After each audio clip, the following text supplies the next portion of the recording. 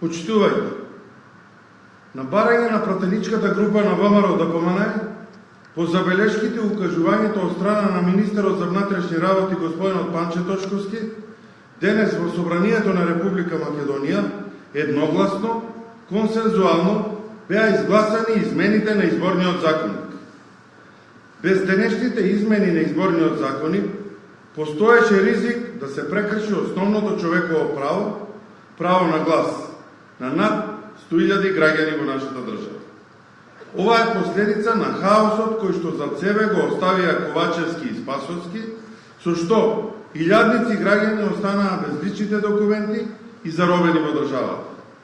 Со овие измени, кои денес се усвоени, ќе можат да гласаат сите граѓани чии што лични документи, пасош и лична карта им истекол рокот по било кој основ во период од 9 месеци пред изборите.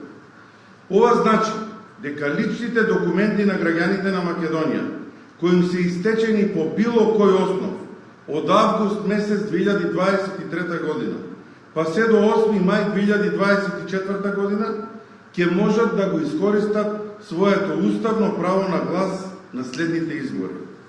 Исто така, со овие измени покрај другото, конечно се внесува и најголем дел од забелешките на ОПСЕ и ОДИХР. Во овие измени, значаен сегмент е измената со која во избирачкиот список ќе бидат запишани сите полнолетни граѓани кои имаат живеалиште на територијата на Република Македонија. Благодарам.